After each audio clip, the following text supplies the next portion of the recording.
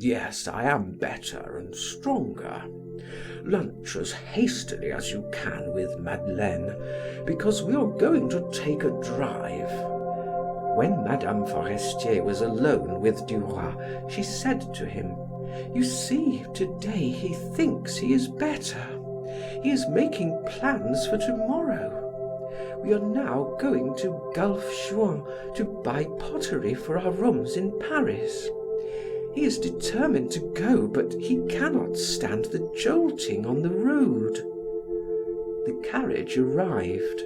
Forestier descended the stairs step by step, supported by his servant. When he saw the closed landau, he wanted it uncovered.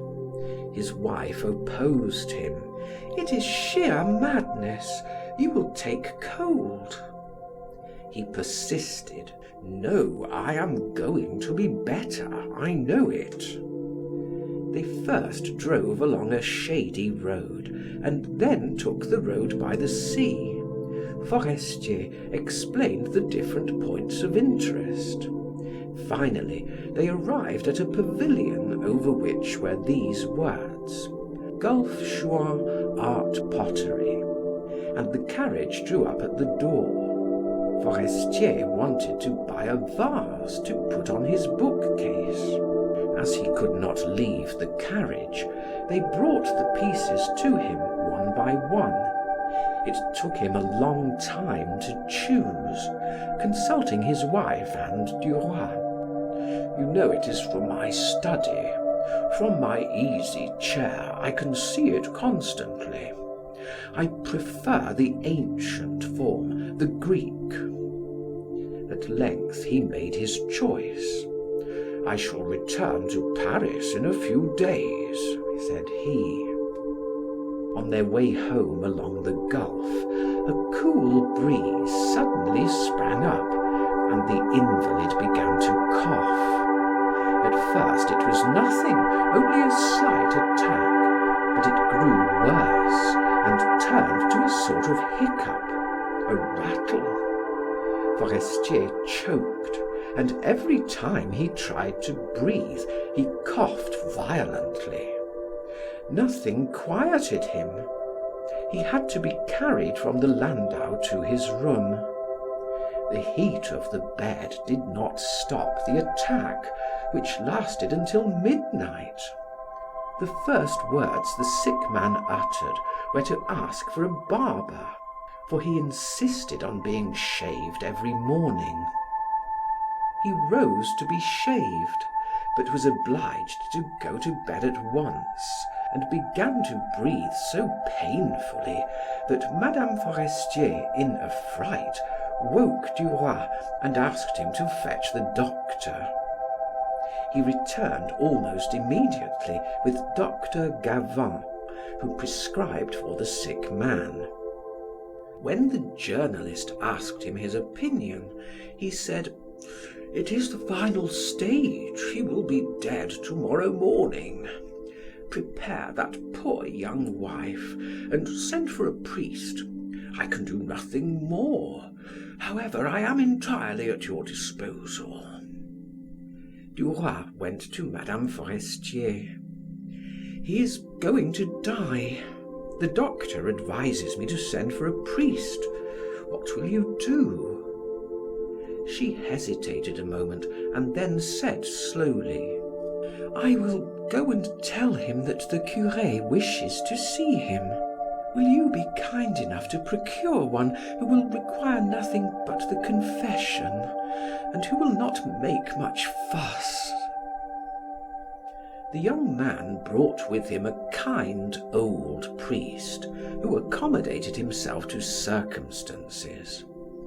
When he had entered the death chamber, Madame Forestier went out and seated herself with Duroy in an adjoining room. "That has upset him," said she. "When I mentioned the priest to him, his face assumed a scared expression. He knew that the end was near. I shall never forget his face." At that moment, they heard the priest saying to him, Why, no, you are not so low as that. You are ill, but not in danger. The proof of that is that I came as a friend, a neighbor." They could not hear his reply. The priest continued: "No, I shall not administer the sacrament. We will speak of that when you are better. If you will only confess, I ask no more. I am a pastor. I take advantage of every occasion to gather in my sheep." A long silence followed. Then suddenly the priest said, in the tone of one officiating at the altar: "The mercy of God is infinite. Repeat the Confiteor, my son. Perhaps you have forgotten it. I will help you. Repeat with me: Confiteor Deo omnipotenti, Beata Mariae semper Virgini." He paused from time to permit the dying man to catch up to him. Then he said, "Now confess." The sick man murmured something. The priest repeated, "You have committed sins. Of what kind, my son?" The young woman rose and said simply, "Let us go into the garden. We must not listen to his secrets." They seated themselves upon a bench before the door, beneath a blossoming rose bush. After several moments of silence, Duroy asked: "Will it be some time before you return to Paris?" "No," she replied. "When all is over, I will go back." "In about 10 days?" "Yes, at most." He continued: "Charles has no relatives then?" "None, save cousins. His father and mother died when he was very young."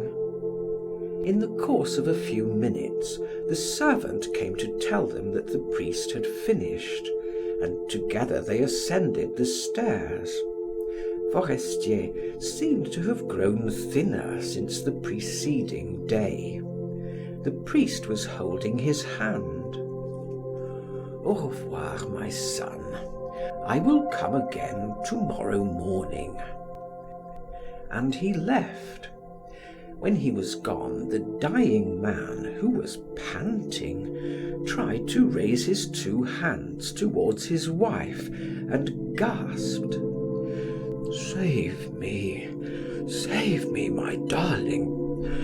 I do not want to die. Oh, save me. Go for the doctor. I will take anything. I do not want to die." He wept. The tears coursed down his pallid cheeks. Then his hands commenced to wander hither and thither continually, slowly and regularly, as if gathering something on the coverlet. His wife, who was also weeping, sobbed: "No, it is nothing. It is only an attack. You will be better tomorrow. You tired yourself out with that drive." Forestier drew his breath quickly and so faintly that one could scarcely hear him. He repeated, "I do not want to die." "Oh my God, what has happened to me? I cannot see. Oh my God." His staring eyes saw something invisible to the others. His hands plucked continually at the counterpane. Suddenly he shuddered and gasped: "The cemetery! Me! My God!"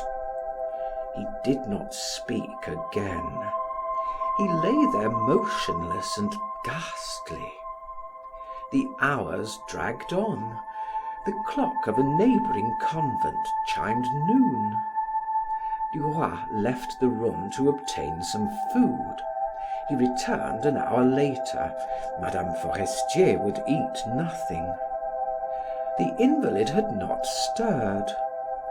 The young woman was seated in an easy chair at the foot of the bed.